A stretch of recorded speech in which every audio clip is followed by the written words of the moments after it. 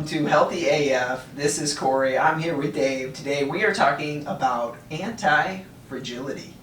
Yeah, I think this is a huge topic to talk about, especially when we're thinking about, we work with a lot of physical therapy patients, we have a lot of people coming in from post-rehab, and it's really easy to put ourselves into a mindset of being fragile.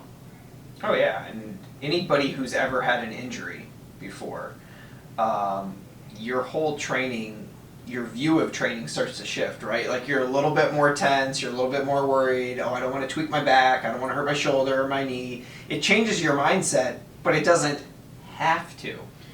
I think it doesn't have to, and then at the same time too, there's that caution of what does anti-fragility actually mean? So I think we should start with that. The definition of anti-fragility, the way I look at it, is anything that gains from disorder. So you can think of a bone. When you break your bone comes back stronger. Whereas if I were to toss this mic on the ground, it would probably break and it would not come back stronger. This is fragile. If you have something plastic and it doesn't break and you knock it off the ground, that's not anti-fragile, that's just resilient. And so anti-fragile is something that gains from being broken. I just got like a whole science lesson. I know, right? A little philosophy there too. But so I think like the thing to think about then is anti-fragility is our bodies aren't just resilient. They get stronger if we have the right mindset. So how do you, taking that theory into account, what about as we age?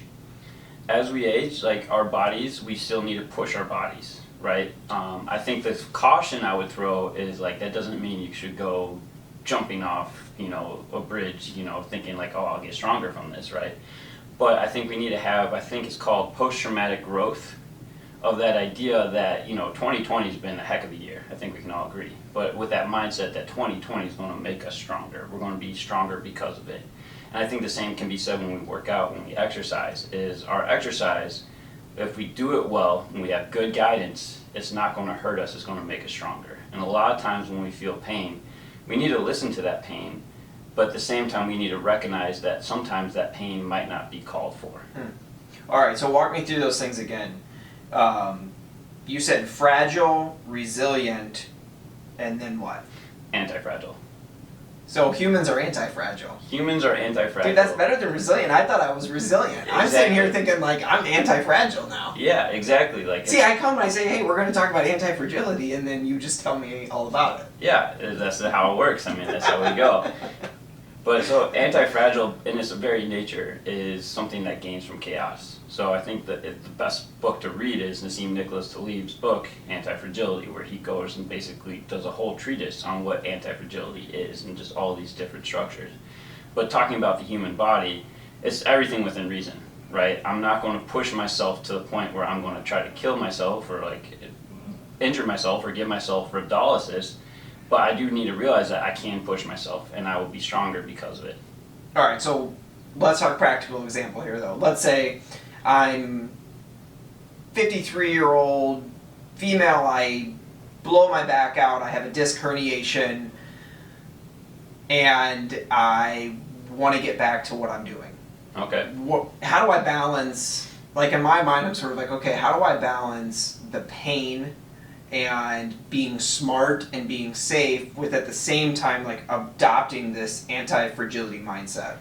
Well, I'll start by saying pain, I don't want to cross any lanes, right? I'm not a psychologist, I'm not a counselor, I'm not a physical therapist. I'm married to a counselor, so pseudo psychologist. Yeah, you guys, know. But in any case, with pain, you first have to recognize it's very emotional, and you almost have to kind of trick the brain into realizing that it's mental and that you can do more than you realize. So maybe let's say the person, I don't know what's going on with the situation. Let's say maybe it's just some back pain. We don't know if it's a disc herniation or anything like that. And maybe the movement that exacerbates the back pain is a deadlift or a hip hinge, right? Pushing the butt backwards, loading the spine that way. What I would start with that person is just merely do a movement that's similar that doesn't cause pain. And start to show the brain slowly but gradually that the deadlift isn't going to cause the pain. So maybe I'm not going to have that person do a straight bar 135-pound deadlift right away, but maybe they can do a body weight deadlift hip hinge without experiencing any pain, right? So I'm going to start by doing that and doing repeated exposure to that and gradually building up not just the tissue resiliency, not just the tissue anti-fragility, I caught myself there, but then also to slowly build into the mental resiliency, the mental anti-fragility that, hey, I can actually do more than what I realized. And again, the thing is, everybody's going to progress differently. It's not going to be perfectly linear. Right. And it's on the coach and the person working with that to realize that, and then also to make sure you respect the pain enough to not necessarily try to cripple the person, right? Yeah.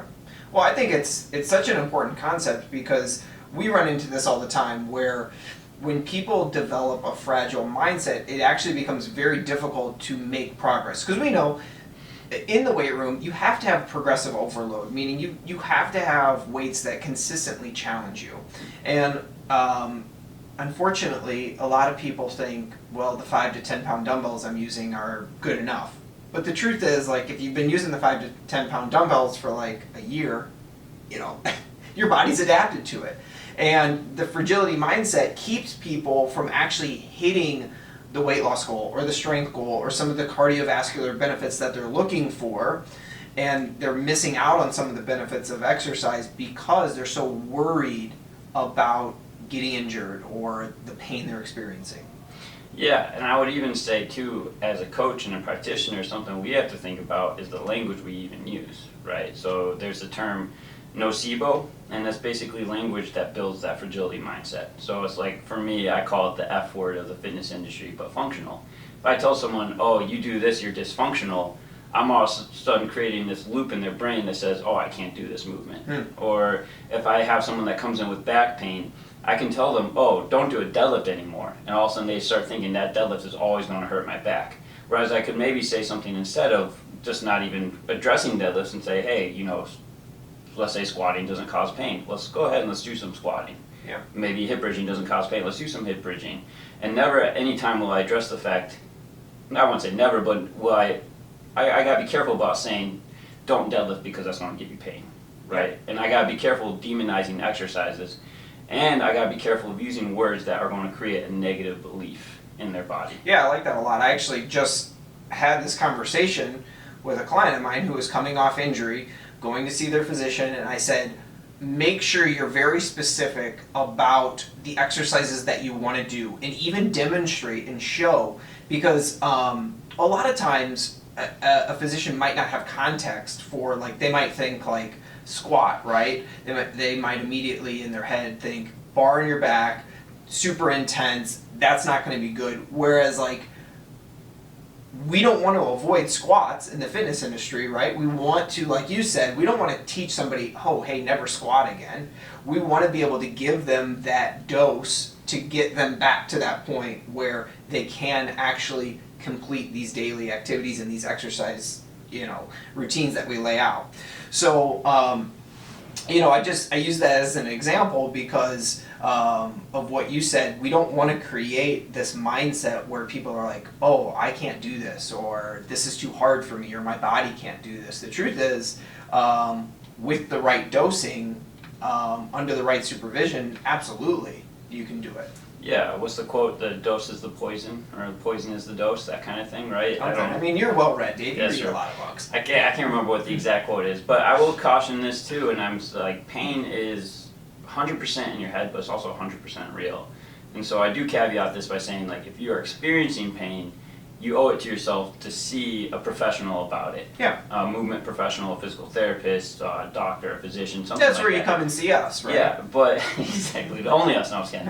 But I think at the same time, keep in the back of your head, like, I am not defined by my pain. My pain is not my identity, and that's not this narrative that I want to tell myself. Yeah. Right, and that's it's hard, easier said than done. But again, like, having that anti-fragile mindset can set you up for a lot more success. And the other thing I like to do if someone's otherwise healthy is I like to give them a workout that's going to really actually work them hard. And, like, I'll probably use like a heart rate monitor or something like that, but I'll let them see how hard they actually can work. Yeah. And then from there, help them realize, holy cow, I can do that. That means I can do a lot more than I realized. Right. Well, we often joke about using the sled as a trick, because a lot of times people in their head think like, oh, a sled is for football players or people who are working out at a really high level, but we'll often put, you know, somebody who's 70, 75, 80 years old on the sled. They'll easily push, 100 pounds, because we realize, hey, you have the ability to do this. Next thing you know, the light bulb goes off in their head and they realize, yeah, I'm not as fragile as I thought I was. Yeah, and I think we've talked about this of like the output versus input exercises, right? Having those output exercises that won't hurt them, but help them realize that they're stronger than they realize, that they're more anti-fragile than they realize. Yeah, absolutely. So, key takeaways here: you're not fragile. You're even better than resilient. That's the thing I learned. You're anti-fragile, and really, obviously, listen to your body, but don't be afraid to push yourself. I think that's great. Yeah. All right, guys. Until next time, stay healthy AF.